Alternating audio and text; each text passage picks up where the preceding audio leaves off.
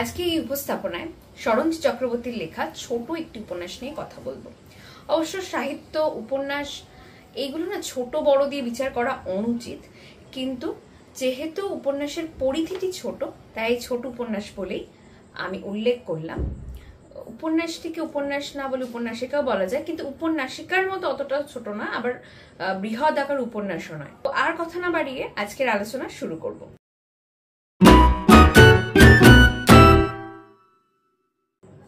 নমস্কার, বুক লাইব্রেরিতে স্বাগত আমার সকল বন্ধুদের। আমি ময়ূরী।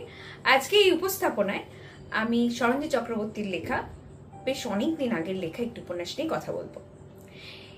এই যে উপন্যাসটা নিয়ে কথা বলার আগে আমি উপন্যাসটির সম্পর্কে আমার কি মনে হয়েছে সেটা বলে নিই, তারপর উপন্যাসটি আমি দেখাচ্ছি। আমার মনে হয়েছে যে উপন্যাসটি যখন প্রকাশিত হয়েছে তখন পড়ে নিলে ভালো হতো, অথবা আমি যখন কলেজ গোয়িং ছিলাম, ইউনিভার্সিটি গোয়িং ছিলাম, তখন যদি আমি পড়তাম হয়তো উপন্যাসটির প্রতি একটা অন্যরকম ভালো লাগা, অদ্ভুত অনুভূতি তৈরি হতো। যে অনুভূতিটা আমার কাছে ঠিক তৈরি হয়নি বা আমাকে ছুঁতে পারেনি উপন্যাসটির মূল কথা বা ইমোশনগুলো। উপন্যাসটির নাম হচ্ছে হিমযুগ। শরঞ্জি চক্রবর্তীর লেখা, আনন্দ পাবলিশার্স থেকে প্রকাশিত। আমার কাছে থাকা বইটির মুদ্রিত মূল্য ৩৭৫ টাকা।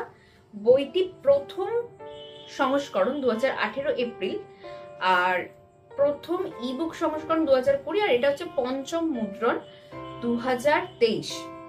৩৭৫ টাকা এই বইটি আমি 35% ছাড়ে সংগ্রহ করেছি। এই বইটির কভার বা প্রচ্ছদটা হিমযুগ, মানে হিম শীতল, হিম বা বরফ, জানি তার রং সাদা হয়ে থাকে। সেই সাদা এবং আকাশি একটা কম্বিনেশনে করা, যেন সত্যি সবকিছুর মধ্যে এই ঠান্ডা বা বরফান্বিত একটা সময়কে তুলে ধরার জন্যই হয়তো এই প্রচ্ছদটা এভাবে এঁকেছেন। আর এইটা আমি কলেজ স্কয়ার বইমেলা থেকে 35% ছাড়ে সংগ্রহ করেছিলাম এই বছর। তো এই বইয়ের প্রথমে যেটা লেখা আছে, যারা ভেবেছে আর কেউ নেই আমাদের, এই যে এইটা লেখা আছে, যারা ভেবেছে আর কেউ নেই আমাদের, এই শব্দগুচ্ছের মধ্যেই আছে কিন্তু এক ভীষণ মন খারাপের কথা। যখন আমরা ভাবি যে আমাদের কেউ নেই, আমরা ভীষণ একা, তখনই মনের মধ্যে একরাশ দুঃখবোধ কিংবা রাগ কিংবা খারাপ লাগা জড়ো হয়ে ওঠে। এবং এই উপন্যাসের প্রতিটা চরিত্রের মধ্যেই সেই একটা অনুভূতি দেখা যায়। প্রত্যেকেই ভাবে যে তাদের কেউ নেই, তাদেরকে কেউ ভালোবাসে না, তাদেরকে কেউ পছন্দ করে না, বা তাদের আর থাকার প্রয়োজন নেই। তো এই একটা ভাবনা বা এই একটা অনুভূতি যেন প্রত্যেকটা চরিত্রকে তাড়িত করেছে, একজন দুজন বাদ দিয়ে। তো এই উপন্যাসটি প্রেমের উপন্যাস হলেও এই উপন্যাসের চরিত্র চিত্রণে লেখক এক অন্যরকম মুন্সিয়ানার পরিচয় দিয়েছেন বলবো।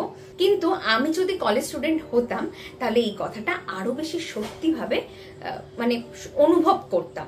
কিন্তু যেহেতু ওই টিনেজার, ওই প্রেম অনুভূতিগুলো অনেকটাই অস্পষ্ট হয়ে গেছে, বা আমি একটু বড় হয়ে গেছি বলে আমি বিশ্বাস করছি, সেই জন্য আমার কিন্তু এই উপন্যাসটার সবকিছু হয়তো ভীষণ ভালো হলেও আমার খুব মনোটোনাস লেগেছে। মনে হচ্ছে ভীষণ একঘেয়ে, ভীষণই মানে আত্মকেন্দ্রিক প্রতিটা চরিত্রকে তুলে ধরতে ধরতে কখন যেন উপন্যাসের একটা মাধুর্যতা বা উপন্যাসের যেন কি একটা নেই, যেটা হয়তো আরো ভালো করে বলা যেত, বা শুধুই প্রেম, শুধুই অনুভূতি বা ত্রিকোণ প্রেম এইরকম নিয়ে একটা উপন্যাস এই সময়ে পড়ার জন্য মানে আমার ক্ষেত্রে এটা একদমই অ্যাপ্রোপ্রিয়েট না। হয়তো ওই যে বললাম যে কলেজ গোয়িং টিনেজার, তাদের হয়তো খুব ভালো লাগবে। এবার আসি উপন্যাসের বিষয়বস্তু।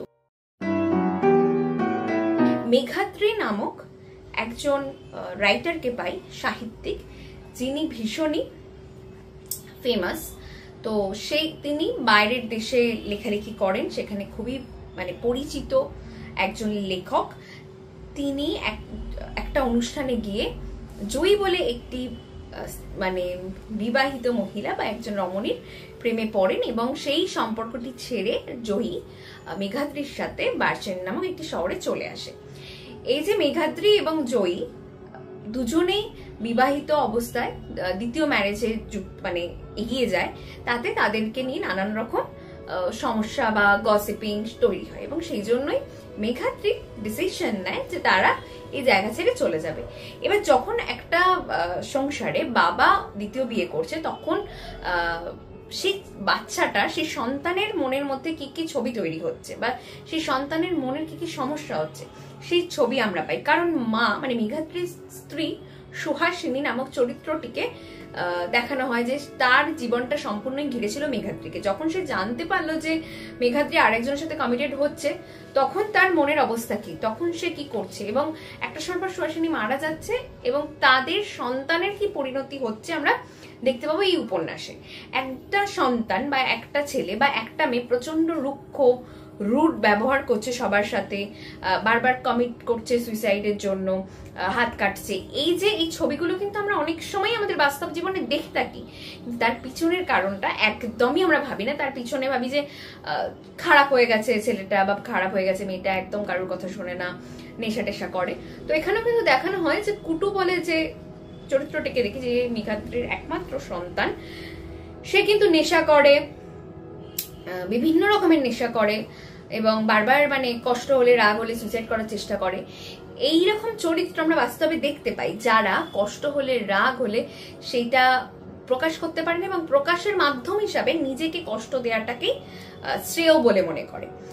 তো এই জায়গাটা আমার ভালো লেগেছে যে কেন একটা সন্তান এইরকম হচ্ছে বা কেন একটা মানুষ এরকম রুড হচ্ছে, কেন নেশাগ্রস্ত হয়ে পড়ছে, এবং মানে বাবা মা সেপারেশন হয়ে যাচ্ছে, বাবা মা মারা যাচ্ছে মানে সে রুড হয়ে যাবে সেটা না। অনেক সময় একটা অনেক রকম না পাওয়া, এবং সেই না পাওয়াটা হচ্ছে ভালোবাসা, স্নেহ, অনুভূতি না পাওয়াই এই মেয়েটিকে এরকম একটি চরিত্রে পরিণত করেছে বলে লেখক দেখিয়েছেন। আর এটার সাথে বাস্তবে কিন্তু আমরা মিল খুঁজে পাই। অন্যদিকে কলকাতা যাদবপুরের রুক্ম রথ, যার নাম রুকু, এখানে যে মেঘাদ্রির পার্সোনাল অ্যাসিস্ট্যান্ট হয়ে বারচেন্ডে যায় এবং সেখানে গিয়ে সে ওর পার্সোনাল অ্যাসিস্ট্যান্টের যেরকম কাজ করে সেরকম সাংসারিক নানান কাজ করে দেয়। সেই ছেলেটি কিভাবে এই কুটুর প্রেমে পড়ছে এবং তাদের সম্পর্ক আদৌ গড়ে উঠছে কি গড়ে উঠছে না, সেই ছবি লেখক দেখিয়েছেন। সেটা জানতে হলে বলবো উপন্যাসটি পড়তে হবে। এবং কুটু কি আলটিমেটলি কোনো ছেলের প্রেমে পড়বে নাকি সারা জীবনে ওই রকম রুট ব্যবহার করে চলবে, সবার সাথে, বাবার সাথে, নিজের নতুন মা জয়ীর সাথে, রুকুর সাথে, সবার সাথে, কলেজে সকলের সাথে খারাপ ব্যবহার করে, সেরকমই চলবে। এরপর তার মাঝে আরেকটি চরিত্র পাই, সেটা হচ্ছে সুনাবো, সুদর্শন সুপুরুষ সুনাবো, যে সারা জীবনে অন্তত দুবার মানে জয়ীকে নিয়ে দুবার পর স্ত্রীর প্রেমেই পড়েছে এবং পর স্ত্রীর প্রেমে পড়ার পর তার কি পরিণতি হয়েছে প্রথমবারের ক্ষেত্রে সেটা আমরা দেখতে পাবো বা জানতে পারবো, এবং দ্বিতীয়বারের ক্ষেত্রেও জয়ীর প্রেমে যখন পড়ে তখন কি হয়, সম্পর্ক কোন দিকে গড়ায়, সেই ছবিটাও দেখতে পাবো। আর মেঘাদ্রি যে জয়ীকে বিয়ে করেছিল সে তার বয়সে প্রায় দ্বিগুণ ছোট একটি মেয়ে ছিল জয়ী, মানে হাফ বয়সী বা হাফ না হলেও প্রায় অনেকটাই ছোট। তো এই যে অসমবয়সী প্রেম এবং তার পরিণতি এবং দীর্ঘদিন ওই অসমবয়সী প্রেম বা দাম্পত্য জীবন কাটানোর পর যে সম্পর্কের মধ্যে একটা হিম শীতলতা চলে আসে, সেটার নামে মানে সেটার জন্যই হয়তো এই উপন্যাসটির নাম হিমযুগ। এই গোটা উপন্যাসে প্রতিটা চরিত্রের মধ্যেই আমরা দেখতে পাই যে যেন বরফে সবকিছু ঢেকে গেলে যেমন সব স্তব্ধ হয়ে যায়, সবার মনের মধ্যেই সেই স্তব্ধতা, সেই না পাওয়া, সেই একা থাকার প্রবণতা বা একা আছি এই অনুভূতি যেন প্রকাশ পাচ্ছে। এই উপন্যাসের অন্যতম একটি চরিত্র হিমাদ্রি। হিমাদ্রি হচ্ছে মেঘাদ্রির দাদা, যে মানসিকভাবে অসুস্থ এবং গাড়ি পাগল একজন মানুষ। সেই গাড়ি পাগল মানুষটার মধ্যে দিয়ে বারবার বলা হচ্ছে যে হিমযুগ চলে আসবে, পৃথিবীতে সবকিছু বরফে ঢেকে যাবে। এই বারবার এই কথাটা বলার মধ্যে দিয়েই যেন প্রতিটা মানুষের জীবনে ওই বরফ ঢেকে যাবে, প্রতিটা মানুষ একটা সময় পর থেমে যাবে, তাদের চাওয়া পাওয়া না পাওয়াগুলো কোথাও হারিয়ে যাবে, শুধু থেকে যাবে প্রকৃতি। এই কথাটা যেন বারবার লেখক তুলে ধরতে চেয়েছেন বলে আমার মনে হয়েছে। আর এর যে মেয়ে বাসু, এই চরিত্রটিকে খুব সহজ সরল মিষ্টি একটি চরিত্র হিসেবে অঙ্কন করেছেন। তো এই মেয়েটির জীবনেও প্রেম আসছে কি আসছে না সেটা জানার জন্য বলবো উপন্যাসটি পড়তে। তো এই ছিল গোটা উপন্যাসের একটা আউটলাইন, এবং এখানে রুকু হচ্ছে উপন্যাসের নায়ক বলা যেতে পারে, কারণ শেষে আমরা রুকুকেই দেখবো যে লেখক বড় করে দেখাবেন। এই উপন্যাসের নাম হিঞ্জুক হওয়ার পিছনের কারণ আমার এটাই মনে হয়েছে যে প্রতিটা চরিত্রের মধ্যে একটা অদ্ভুত একাকিত্ব আছে। মানে পাহাড়ে ঘুরতে যেতে আমরা ভালোবাসি, কিন্তু সাদা বরফে ঢেকে যাওয়া পাহাড়ে যদি আমরা এই সমতল থেকে 1 মাস গিয়ে থাকি, আমাদের মনের মধ্যে একটা অদ্ভুত ডিপ্রেশন তৈরি হবে। সেই ডিপ্রেশনটাই সেই মানসিক একটা অস্বস্তি, সেই খারাপ লাগা, সেটাই যেন প্রতিটা চরিত্রের মধ্যে বুনন করেছেন লেখক বলে আমার মনে হয়েছে। তো এই হিঞ্জুক উপন্যাসটি আমার বিশ্বাস আপনারা অনেকেই পড়েছেন। আপনাদের পড়ে কি মনে হয়েছে অবশ্যই বলবেন। আর ওই যে আমি বললাম যে আমার ভালো লাগা সেই জায়গা, মানে আমাকে ছুঁয়ে যেতে পারেনি উপন্যাসটি, এবং তার কারণ হয়তো আমি একটু বুড়ো হয়ে গেছি, তাই হয়তো যারা ইয়াং আমার থেকে তাদের হয়তো খুব ভালো লাগবে বলে আমার বিশ্বাস। তো আজকের মতো এটুকুই। পরবর্তীতে আবারও দেখা হবে নতুন আরেকটি উপস্থাপনায়। ভালো থাকবেন, সুস্থ থাকবেন, আর অবশ্যই বই পড়বেন। আজকে তাহলে বিদায়।